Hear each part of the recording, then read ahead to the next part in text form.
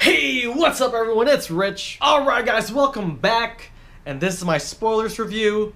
Fuck, let's just get to it. Alright, so, beginning of the movie was probably one of the best reintroduction for Spider-Man himself, Peter Parker, played by Tom Holland.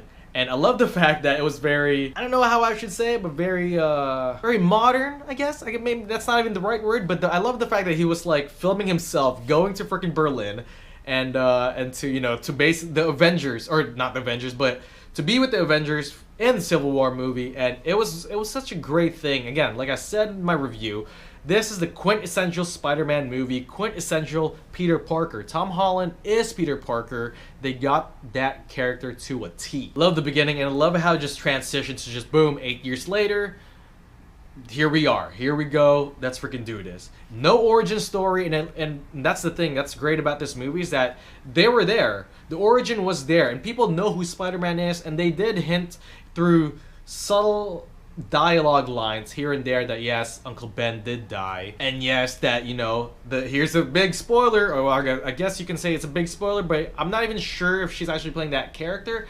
But Zendaya is technically MJ. But her name's Michelle, so we're actually not sure if that is Mary Jane, but she is called MJ, so we'll see what happens. To be honest with you, if that's Michelle, if that is Mary Jane Watson, that's fine with me. I just want to know if they changed the name just because they wanted to not take a different route, and that's totally fine for me. I thought she was great. Zendaya played an amazing Michelle, MJ in this case. Again, we'll see in the future movies if she is Mary Jane. Maybe she's using Michelle as a code name because something happened. I don't know. They can work around that very quickly, very easily. But the many times that she was there, she was freaking great. Everyone in this movie played ball, and they played amazing. Yes, I'm gonna keep amazing.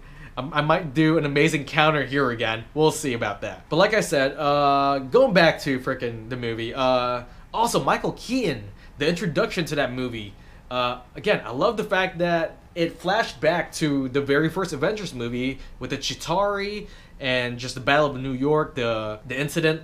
I believe it was called the incident in the Netflix series. Anyways, I love the fact that that was the whole origin for his story. And in some ways, I heard this from I forget where I heard it from, but he's a vulture, and he's basically just picking off scraps of, in this case, alien artifacts, and like a vulture picking up other scraps of garbage and food here and there, which is, it kind of ties in. I heard that from somewhere. I think it might have been from Screen Junkies. I forget. But anyways, that's awesome. It's a little nod kind of thing. It's a little cool play on words. But Michael Keaton is the vulture.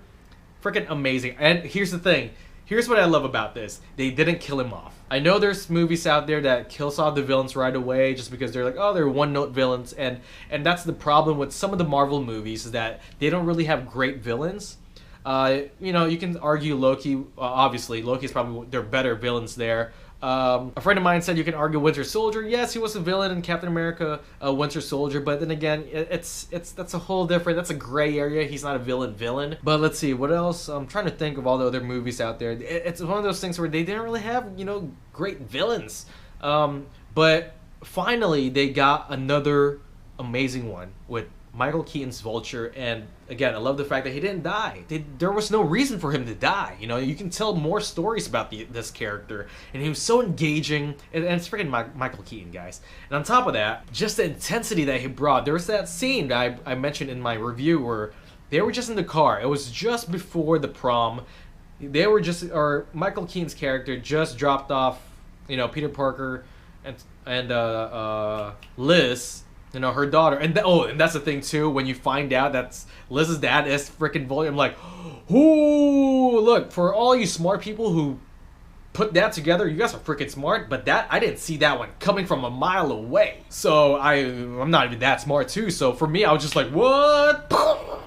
And I think that was a great foil for Spider-Man, for Peter Parker, just because now you're freaking and again, just that whole sequence when he goes to that house. Michael Keaton's opens the door, and he just sees him. He's just like, oh fuck, shit's about to go down. And not in a big actiony way. It was it was grounded. This movie was very grounded, and like I said in my review, I love the fact that they scaled it down. It's not this superhero grand epicness, which is, we all love that too, but once in a while, man, you gotta scale it down. It's a character piece. It's another character piece, and just like Ant-Man, it was small. It was personal, and it was small, and I loved it. And that scene I'm talking about, they were just in the car, and man, talk about a very intense scene, and they didn't even have their costumes on. They were just, it was... Whoa. Sorry about that, guys. But anyways, man, talk about an intense scene. One of the most intense scenes I've seen in the movie, I believe this year, probably one of them. I'm forgetting other intense scenes, but man, it was just one of those things where you're just like, oh, like you can cut attention with this, with a freaking knife in that scene, dude. It was crazy. And it's a testament on how great the writing here is that they weren't even in their suits. They were just regular people talking to each other and basically saying like, look, this is what I have to do to protect my family, and I'm willing to kill people for it. And that's what I love about Michael Keaton's character, is that, look, the world is a gray area. There's no right or wrong, you know. For the most part, we live in this world where it's some good people do bad things for the right reasons, you know. And in this case, he just wants to protect his family. And he always goes back to this line where I have to provide for my family, or else people will just step all over us. And he mentioned that with the whole, you know, I'm gonna go a little bit into politics here, but like the whole 1% of the whole, I don't even know what the hell I'm talking about, but you guys get what I mean, like the rich people and stuff. And anyways, and they touched on that, and it's just like, it was very personal to that character. And for Tom Holland, for Peter Parker, it was very personal for him too. You know, for him, it's like, no, you're doing the wrong thing. But then he's a kid, and that's what I love about this movie too, is that they freaking got Spider-Man right. Spider-Man has always been a kid, even in the comics. Yes, he grows up eventually, but they got that essence of high school, of the kid-like nuances that Peter Parker has. You know, the fact that they were trying to be cool, but they're in this trivia team, you know, and it's just one of those things where like, a lot of people can relate to that. All of us can relate to that, you know, especially when you were going to high school. You have your cliche groups, you know, you have your jocks, you have your nerdy people, you have your outcast people, your band geeks, you have all these, and then you have just your regular people or whatever it is. They got that right, and it's one of those things when I remember they were trying to put, it's like a John Hughes movie, and they captured that essence of a John Hughes movie. And I know for a fact that there's a thing here where a mascot would just run from the screen left to right. I have a feeling that's definitely an Easter egg, a callback to one of the John Hughes movies, maybe Ferris Bueller, I'm not quite sure, but definitely a callback. I know that for a fact. They're not going to do that kind of thing just for the hell of it. What else, man? What else? There's a lot of stuff here that's amazing. Oh, freaking Tony Stark. Let's talk about Tony Stark really quick. I love the fact that as much as this is a Spider-Man movie, this is also a Tony Stark movie in a lot of cases. And I like the fact that they kind of weaved in and tied in those questions that we had for Iron Man 3. Oh, is Pepper Potts dead? Are they divorced? Or is she dead? Or whatever it is. They're still together, and happily together, mind you. And it seems like they're going to get engaged. And it's just one of those things where, like, I like that. It's like, technically, this is like an Iron Man 3.5, or maybe you can say 3.25. I don't know what it is, but it's an Iron Man movie also. And the scenes that he was there were, again, perfection. RDJ is Iron Man. We all know that already. We all can't stress that enough. But yeah, it was awesome, and I thought he was gonna overtake the whole movie, but he didn't. He didn't overtake the movie. He was just the right amount of Tony Stark in this movie, and in a way a great mentor figure for Peter Parker. And like I said before, the stakes were low, very personal, and that's what engaged me in this whole movie. And gosh, well, I don't know what else to say. Love the fact that there's a lot of 500 something configurations of his spider webbing. I was like, and that's another thing too. I'm sorry, I'm talking pretty quickly, but sometimes I talk fast when I'm very excited about things, so I'm gonna try to slow it down. But the fact that there's a lot of configurations in his freaking spider suit, that was amazing. And here's the thing too. I also like that you can argue that in the Sam Raimi trilogy, Spider-Man was just your typical Spider-Man, I guess. And I don't know how else to say that, but he was swinging around, not very he was graceful. There you go. He was just graceful, right? And then in the Mark Webb series, Spider-Man was very acrobatic. It was a lot of flips and a lot of again, like an acrobat up in the air, swinging around. In this case, I think they captured Spider-Man in a way where it was both, but the fact that he's just a new Spider-Man. He's very clumsy. There was times where he would just fall flat on the ground, and it was freaking awesome because you're just like, yep, that's freaking Spider-Man. He's a kid. He's still getting to know his powers, and that's the one thing that I might be like, here's a question. This Spider-Man, correct me if I'm wrong in the comments below, but I believe that this Spider-Man doesn't have SpiderSense. And for some reason, I'm okay with that. If anything, Karen is, basically this Jarvis of the suit. Karen was basically his SpiderSense, and when he didn't have Karen, he didn't really know what was going on. He wasn't really aware of his surroundings, and you can especially see that with the Shocker after when he was trying to get away from the homecoming dance. Because all the other Spider-Man, he would have noticed that he was about to get punched. He probably would have dodged it and would have been just fine. But no, he didn't dodge it at all. He was fucking beat up in some cases. But thanks to Ned, he was saved. But even in the Vulture scene before, when they were in that warehouse, and oh god, that was such a gut-wrenching scene too, where again, the Spider-Man that we've seen before, it seems like he was at his prime already, And on top of that, they did have SpiderSense, and they showed that in those movies. But in this movie, like I said, I feel like taking away the SpiderSense made this movie humanizes Peter Parker a lot more. And I don't know what it is, but it worked. It freaking worked, That I like the fact that they're kind of staying. He still has ability. He's still pretty damn strong.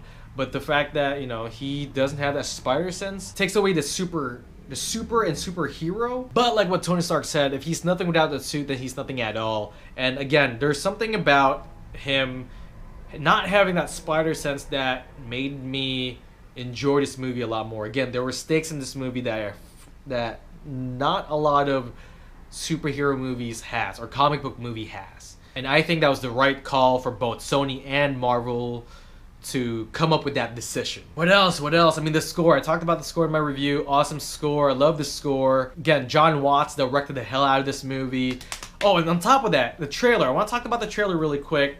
I was kind of pissed when I watched that second trailer because they did show a lot of basically the whole movie in terms of like plot points. But I've said in my review that I didn't care after watching this movie. After watching all those scenes in context, in full unison, full from beginning to end, it didn't matter because this was a very character piece and it was emotional. It was you have the spectrums of emotions here, and it just melded in this whole amazingness of this movie, and I just can't praise this movie enough. And like I said, I freaking love this movie. Quintessential Spider-Man movie of all time. And I don't know what else to say, guys. I mean, fudge. Everything was cool. Here's the thing too. That plane sequence, the last third act of the movie, that's giving Spider-Man 2's train sequence a run for its money. That's for sure. Because all the other sequences in any Spider-Man movies, that Spider-Man 2, that train sequence, you can argue that was probably one of the best Spider-Man scenes in the whole Spider-Man series of movies.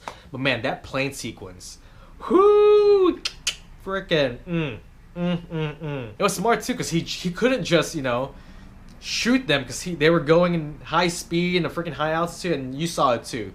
His web just went back. There's no way where he can freaking actually use his webbing as a weapon, And God, it was smart.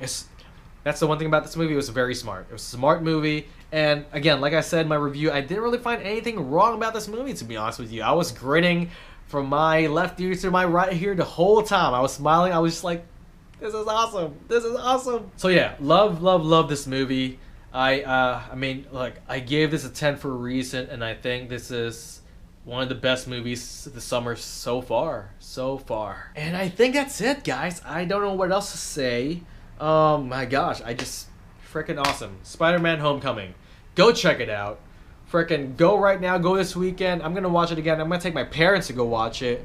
Freaking awesome movie. And I don't know. I can't wait for the next Spider-Man Homecoming, or the next Spider-Man movie. So, and I think that's in 2 years, 2019, I believe. Oh, come on, 2019, get here already! Yeah, that Spider-Man movie, the next Spider-Man Homecoming 2, whatever they're gonna call it, needs to swing by already. Alright, that is it. I am out. I am done. And my gosh, again, Michael Keaton, awesome. Marisa Tomei, Aunt May, freaking hot and awesome. Tom Holland is the Spider-Man. He is Peter Parker. What else can I say? I love this movie. And yes, it was a tall order for me to give it a 10, but man, I loved it. I freaking loved it. They got Spider-Man perfect. Oh, and also in the very last scene, one of the last scenes where, you know, Iron Man wanted to congratulate Peter Parker, and he was going to make this huge announcement that Spider-Man was going to be an Avenger, and obviously Peter Parker turns it down. But before that, this new suit comes up, and you're just like, oh my god, that's a freaking suit is freaking dope. It's fucking dope. But I don't know about you guys, but I kind of got like a little hint. It's not truly to what the comic book looks like, but I kind of got a hint that it's kind of like the Iron Spider suit. Yeah, the Iron Spider suit in Civil War. I mean, it's not. I don't know. I kind of got that vibe just because the whole Spider-Man going the actual symbol, his logo going everywhere. It was kind of similar to that. It's not really similar, but for some reason I got that vibe there. And it looked a lot more metallic also, and I'm just like, is that a little kind of hint, maybe? I don't know. But that was awesome. That was freaking awesome. And that is it, folks. Thank you guys for watching my spoilers review. If you like what you see here, please go and click that subscribe button, and you know, if you don't mind, click that like button as well. Thank you guys for watching once again. Thank you for all the support. Thank you. Till my next review, I am Rich, and I am out. And remember, stay awesome, my friends.